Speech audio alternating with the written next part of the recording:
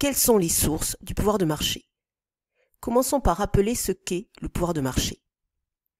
Le pouvoir de marché est la capacité d'une entreprise à influencer le prix au-dessus du prix d'une concurrence pure et parfaite. L'entreprise est alors dite price maker. Ici, le prix est supérieur au coût marginal. Le pouvoir de marché est d'autant plus fort que l'écart entre le prix et le coût marginal est élevé. Ce pouvoir de marché va dépendre du nombre limité de producteurs. En effet, quand il y a peu d'entreprises sur un marché, quand une entreprise va augmenter le prix, les clients, les consommateurs ne peuvent acheter un autre producteur. D'autant plus que le produit est objectivement meilleur, la qualité est meilleure, mais aussi qu'il est subjectivement meilleur, c'est-à-dire que l'entreprise a su donner une image de marque particulière à ses produits. Dans ce cas, le pouvoir de marché est fort. Ce nombre limité de producteurs va alors s'expliquer par des barrières à l'entrée.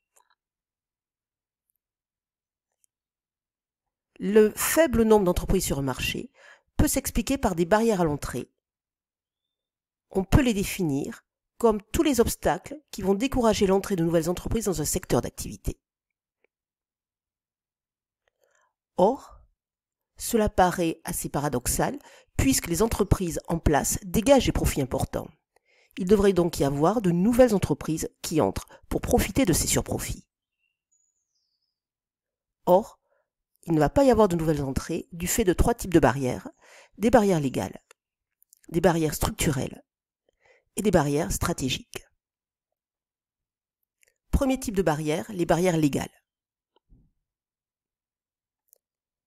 Ces barrières légales sont définies par le fait que la loi va interdire toute entrée d'entreprise. D'abord, parce que l'État peut limiter le nombre d'entreprises pour atteindre un objectif donné, par exemple le maintien de l'emploi, ou bien par des barrières légales spécifiques, comme le brevet. Le brevet va alors protéger une innovation en empêchant les autres de l'utiliser. Ainsi, de nouvelles entreprises ne peuvent entrer sur ce nouveau marché. Autre forme de barrière, les barrières structurelles ou économiques. Ces barrières dépendent des caractéristiques du marché. Première caractéristique, la technologie. Pour entrer sur ce marché, l'entreprise doit maîtriser des techniques très spécifiques. Or, toutes les entreprises ne peuvent les maîtriser. Autre origine de ces barrières structurelles, qui résultent des caractéristiques du marché, c'est la nature des coûts. Dans certains secteurs d'activité, les coûts fixes sont très élevés. Ils vont être très élevés pour les nouveaux entrants, mais ils ont déjà été amortis par les anciennes entreprises. Ensuite, dans certains secteurs d'activité, les coûts vont être irrécupérables.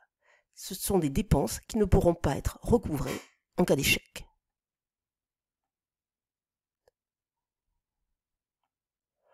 Autre origine de ces barrières structurelles ou économiques résultant des caractéristiques du marché, c'est le niveau du coût moyen. En effet, l'objectif de l'entreprise est d'atteindre la taille critique, c'est-à-dire la quantité qui lui assure le coût moyen minimum.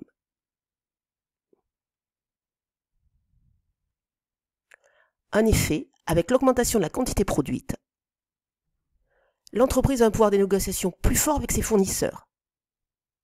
Le coût moyen diminue. C'est ce que l'on appelle les économies d'échelle. Comme le coût moyen diminue, les produits de l'ancienne entreprise sont moins chers que ceux des nouveaux entrants. Elle gagne donc en compétitivité prix.